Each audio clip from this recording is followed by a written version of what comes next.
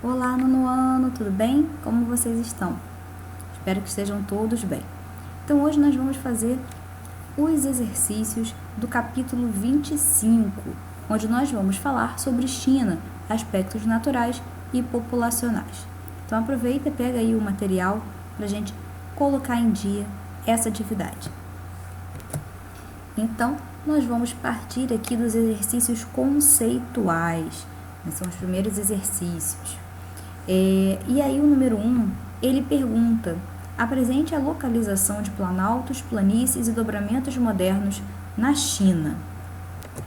E aí nós conseguimos localizar aqui exatamente a presença dessas formas de relevo, onde no norte, né, e no norte e nordeste aqui, nós temos, né, os planaltos, nós temos aqui a região de Planalto. Os dobramentos modernos se localizam a sudoeste, tá? A sudoeste, onde nós estamos visualizando aqui. Então, basicamente, onde nós temos as áreas mais elevadas, né? Então, essa região aqui, onde vai fazer fronteira, inclusive aqui com a Índia, onde nós temos as áreas mais elevadas, onde nós temos áreas que vão ultrapassar 4.000 metros, que é o caso do Tibete, né, ali do Himalaia, tá? Onde nós temos uma altitude de 4.848 metros de altitude. Então, realmente aqui nós temos os dobramentos modernos, que foram justamente pelo choque aqui da placa tectônica, tá bom? E seguindo, nós vamos falar das planícies, que estão localizadas no centro e no nordeste, tá? Essa área aqui em verde, onde nós temos as menores altitudes. E aí, seguimos aqui para o número 2. Então, agora, tá? Por isso que eu pedi para vocês pegarem o material, que aí vocês vão dando aquele pause aqui no vídeo e vão transcrevendo aí para o livro de vocês ou para o caderno de vocês, tá bom? No número 2, ele pergunta: por que podemos dizer que a China há uma região chamada de teto do mundo? E aí, justamente a região que eu sinalizei ali para vocês, né, onde nós temos o Himalaia, que é realmente a área de maior altitude no mundo, tá bom? Então, ali realmente é o topo do mundo, onde nós encontramos a área mais elevada, tá? Existem algumas outras áreas de dobramento moderno, como por exemplo a Cordilheira dos Andes aqui na América do Sul, mas que não apresentam as mesmas altitudes que apresentam ali nessa região do Himalaia, tá bom? Então, por isso a China está no teto do mundo, justamente por essa área bem elevada. 3. Tá? Só para complementar aqui o 2, que é o Monte Everest, tá? Que apresenta essa maior altitude. Então, assim, a gente tem aí realmente o K2 também, que é o outro pico, que é bem elevado, tá bom? Então, fechamos aqui a número 2. 3.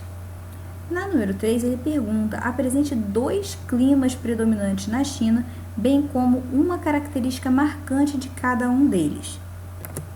Então, aqui vocês poderiam falar do clima subtropical, que apresentam chuvas regulares ao longo de todo o ano, tá? Vocês poderiam falar também do clima temperado, que apresentam as 4 estações do ano bem definidas. Poderiam ter falado do árido e semiárido, que tem baixo índice pluviométrico, né? Então, um baixo índice de chuva. O clima tropical de monções, onde as chuvas torrenciais periódicas, né? Principalmente da monção de verão.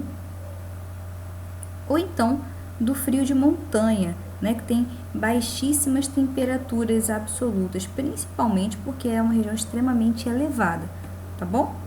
Então, qualquer um desses que eu citei aqui, vocês podem colocar, tá? Se vocês quiserem aproveitar e anotar todos eles, vale a pena conferir, tá bom? 4. Qual é a relação entre a superpopulação chinesa e o projeto de nação de Mao Tse-tung? Então, assim, a gente tem uma relação que Mao Tse-tung, ele tinha realmente esse projeto que para produção de mão, literalmente, produção de mão de obra. Então, havia realmente um incentivo a que os casais tivessem mais filhos, né? Então, para que a população aumentasse, principalmente a etnia Han. Então, nós tivemos aí realmente um grande aumento nessa população, que com o passar do tempo aí saiu realmente do controle. E aí, nesse cenário, a gente consegue perceber a implementação da política do filho único, tá bom? E aí, fechamos mais uma, número 4. Vamos para a número 5. Explique por que a política do filho único foi adotada e quais foram as consequências. Então, vamos lá, né? Como eu tinha comentado anteriormente, a população chinesa estava crescendo sem um controle. Então, o Estado perdeu o controle sobre esse crescimento da população, e isso estava provocando realmente um choque na economia. Não um choque, eu diria que mais uma instabilidade na economia, porque tinham realmente muitas pessoas que o Estado precisava se responsabilizar, né? Então, mais pessoas para alimentar, para poder vestir, para abrigar, para gerar realmente essa infraestrutura para essa população. E aí, nós tivemos aí realmente grandes dificuldades da política industrial de Mao Tse-tung para poder lidar com essas questões, tá? Principalmente para abastecer a população, tá bom? Então, Xiaoping iniciou uma política para controlar a natalidade, né? Então, a ideia era realmente diminuir esse número de nascimentos. E aí, realmente, a ideia foi implementar essa política do filho único, tá?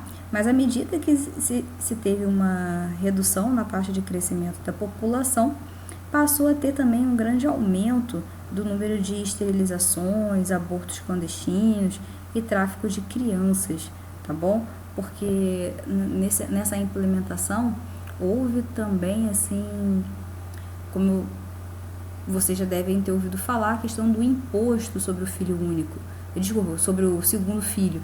E aí realmente ficava muito difícil para a população para manter realmente esse imposto em dia. Então, muitas pessoas acabavam abortando porque não teriam condições de lidar com o filho, ou entregavam o filho para adoção e assim por diante. Então, esses problemas que não existiam, pouquíssimas vezes se encontravam, passaram a existir ali na sociedade chinesa, tá bom? Então, finalizamos aqui os exercícios conceituais. Então, vamos fazer a correção desses exercícios. Vou fazer de uma forma bem dinâmica aqui para a gente não perder tanto tempo. No 6, ele pergunta: no que se refere às características naturais da China, analise as afirmativas a seguir e marque a alternativa incorreta. E aí, nós vamos assinalar a letra E. Letra E, que ele diz assim: a grande extensão no sentido leste-oeste é o único fator climático que explica a variabilidade de clima na China? Não, né? A gente tem vários outros fatores climáticos interferindo, como a latitude, a continentalidade, a maritimidade, a gente tem também o relevo, né? Ali a presença do Himalaia, que vai fazer realmente uma diferença ali na distribuição de umidade no continente. Tá bom? Então, por isso ela está incorreta, porque não é o único fator, existem outros. No 7, né, ele pergunta: analise o mapa abaixo e assinale a alternativa que corresponde ao fenômeno das áreas assinaladas. Então, ele assinalou aqui realmente o Han, que todo mundo agora conhece, né, o Han por conta do epicentro aí da pandemia, Xangai, Nanquim, e a gente consegue perceber que elas estão realmente organizadas aqui espacialmente, né? E aí ele pergunta, cadê? Assinale abaixo a alternativa que corresponde. Então, no número 7, a gente vai assinalar a letra B, tá? As principais regiões industriais. tá? Que coincidem com as maiores concentrações populacionais da China. Então, a gente consegue perceber também que são as ZEs, né? As zonas econômicas especiais, que receberam aí realmente esse incentivo industrial, tá bom? Então, tem ali vantagens para a indústria se instalar, como é que eu vou dizer assim, baixos aluguéis, isenção de impostos, que são os fatores atrativos, né, os fatores locacionais. 8. O número 8, ele pede para a gente analisar o mapa da China e os gráficos de temperatura e pluviosidade. É possível inferir... Eita, foi difícil. Vamos ler novamente. Analisando o mapa da China e os gráficos de temperatura e pluviosidade, é possível inferir os seguintes tipos de clima. Então, vamos lá. Tem aqui, né, a latitude, né, mostrando pra gente. Ele pontua 1, 2 e 3. Ele coloca aqui no 1, ele coloca aqui realmente essa grande variação na temperatura, baixos índices pluviométricos, né? Então, ela está até bem distribuída ao longo do ano. Já aqui, por exemplo, no 2, região aqui de planície, a gente tem realmente uma irregularidade nas chuvas. Então, a gente percebe realmente que a temperatura tem uma grande variação e tem aqui também um momento bem úmido no verão. E fora do verão, a gente tem baixos índices pluviométricos. Já aqui na região 3, né, que está realmente nas latitudes mais baixas, uma área mais quente, a gente percebe realmente que a temperatura ela varia menos e tem realmente um maior volume de chuvas, principalmente nos períodos mais quentes. A gente já consegue identificar aqui o clima de monção, né, até porque está no sudeste aqui, né, então a gente tem realmente essa questão do clima de monções ali da região. E aí, a nossa resposta fica realmente aqui, comparando aqui com a letra B, número 8, Urumqi, desértico, Tinsin, temperado e Cantão, tropical de monções, tá? Então, aqui realmente, como eu comentei com vocês, né, as chuvas elas estão até bem distribuídas, mas são índices muito baixos, então mostra realmente uma região mais árida, tá bom? Então, realmente ficamos aqui com a letra B, nessa ordem aqui que ele queria que a gente avaliasse. Número 9, ele coloca países populosos em 2000 em milhões de habitantes. Então, A, B, C, D e E.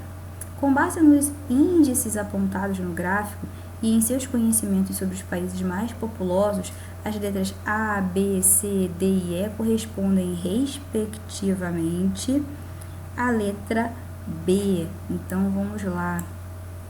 China, Índia, Estados Unidos, Indonésia e Brasil, tá bom? Então, a gente tem aqui realmente os países mais populosos em 2000. Então, aqueles que apresentavam maior população. É óbvio que se a gente fizer hoje realmente aí,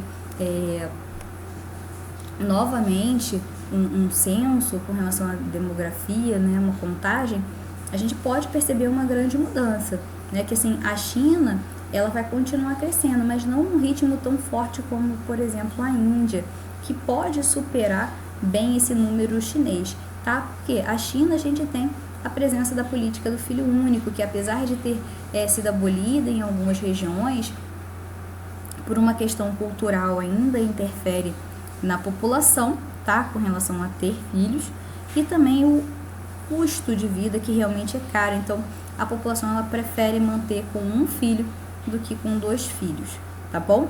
Então, a gente tem hoje, tá? Só complementando aqui a questão para vocês.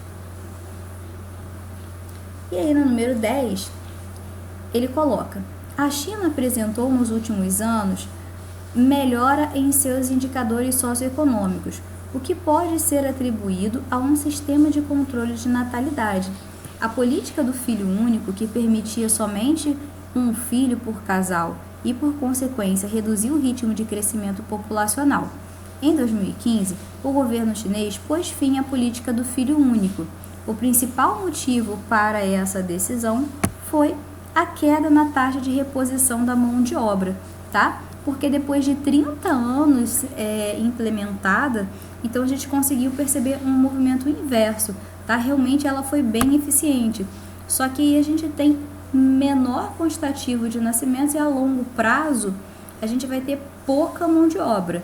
Então, e agora, né? Chegou naquele momento onde que foi implementado por Mao Tse-tung o incentivo ao crescimento da população novamente, tá? E aí a população chinesa, ou melhor, o Estado chinês vai ter aí um novo desafio, né? Porque precisa realmente repor essa mão de obra e não pode deixar com que esse quantitativo populacional fuja ao controle, tá, do planejamento do Estado chinês. Então, fechamos aqui o número 10. Amores, hoje nós vamos parar por aqui, porque vocês têm bastante coisa para anotar. Semana que vem a gente continua, ok? Um beijo para vocês, bons estudos e até a próxima.